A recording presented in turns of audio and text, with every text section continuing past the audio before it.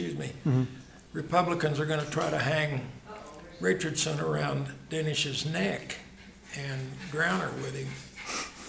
And I believe that's going to be their tactic from here on out. And it's probably something they can do and really to their advantage and her disadvantage very much. But also, from a purely Machiavellian political standpoint, that's a pretty effective tactic because she's been his lieutenant governor for 8 years, and she's sort of stuck in this position where if she separates herself too far from it, then people are going to say, well, where have you been for the last 8 years? But she can't really embrace him because he's so unpopular. You know, the lieutenant governor is really more of a legislator than an executive branch person. She gets to vote in case of a tie vote, that's all. But being in that position, she learns a lot about how the legislature operates and about the tactics of the legislature, and that's a great advantage for a gubernatorial candidate, but you can't educate the public to that point. And, you know, trying to hang Richardson around her neck is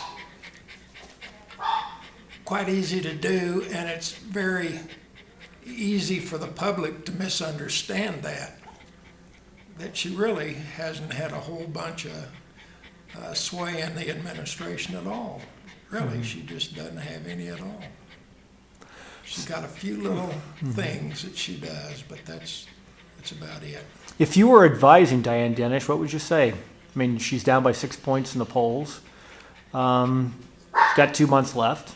I would have advised her a long time ago to distance herself from Richardson, and in fact, pick on some of the things, some of the mistakes he made. Like call a news conference and say, I'm officially... She should have earlier. I think it's kind of late to try to do that now.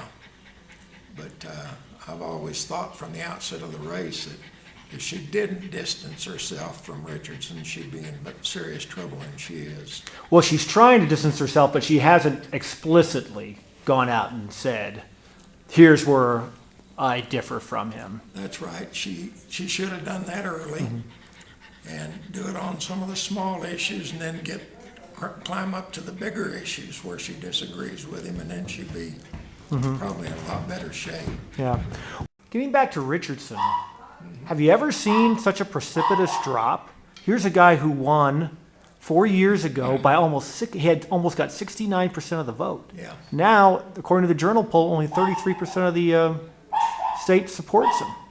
Well, I think he's been setting himself up for a drop for a long time. He did a bunch of things that weren't smart early in his administration, the first 5 or 6 years, just to get a resume for running for president. And he narrowed our tax base. He gave tax cuts so he could go out and brag about that, and that you don't have to pay gross receipts on food and drugs, and that took away a lot of the broadness of our tax base. And it's really part of the reason that we're in such a hurt. Of course, the recession would have made us hurt anyway, but those tax sources being narrowed really dropped the state income. And that's just examples of what he did. He did a bunch of other things that tried to make him look good on his presidential resume. And people are now seeing that's what he was doing, and I think that's what's dragging him down. Yeah. Yeah, he's always somewhere else whenever he can be. The trip to Cuba, more of a vacation than a trade mission. He calls it a trade mission, but it's not. It's really not. You know.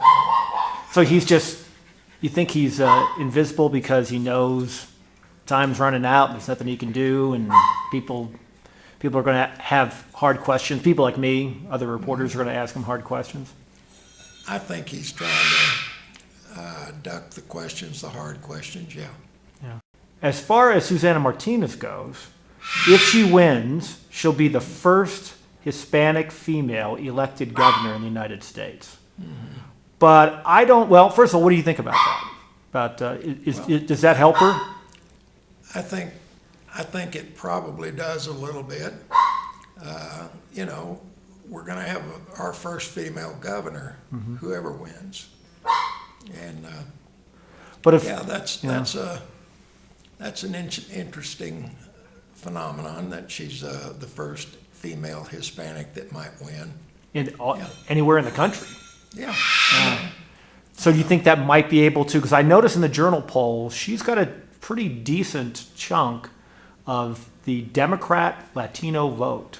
Yeah, the north part of the state, she's broken into that pretty well. It was pretty well solidly Democrat, but now she's taking a chip out of it. If you were advising her, what would you say? If I was advising her, Susana. I don't think I'd want to give her any advice. Should Denish, in these last 2 months, be more aggressive in her attacks of Susana, or since in the beginning of the summer the negative ads were coming both ways, is that shell already shot in the holster? It's easier to raise fear and hatred than it is to get somebody to love you. It's really easier, and so most campaigns use a lot of negativity.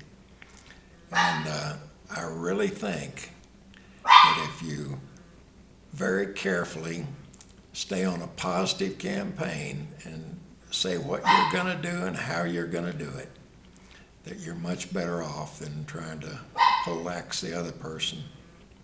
That might be advice for both candidates. I think when somebody's too negative, the people get angry about seeing those ads, and they may not direct their anger where you want them. You may be directing them to yourself using negative ads. You have to, if you're going to do it, it has to be something that's a very big issue and very true that can't be rebutted, and then use it as a negative.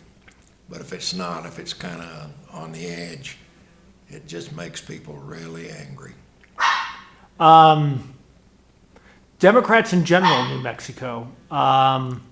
There's the general feeling in the national debate is that Republicans are going to win big in November.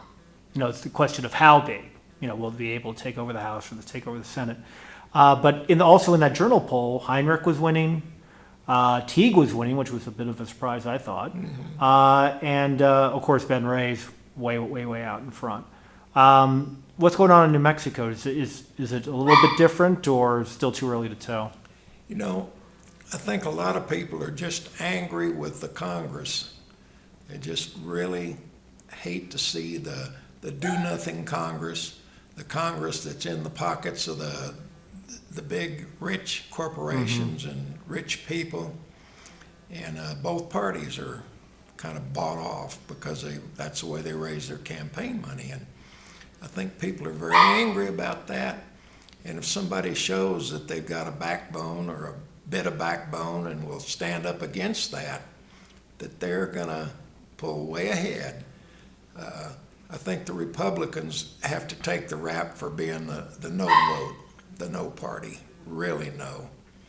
And that can hurt them too.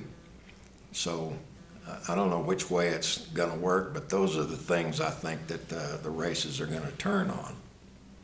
I really do. All right, Max Coll, thank you very much. You're welcome.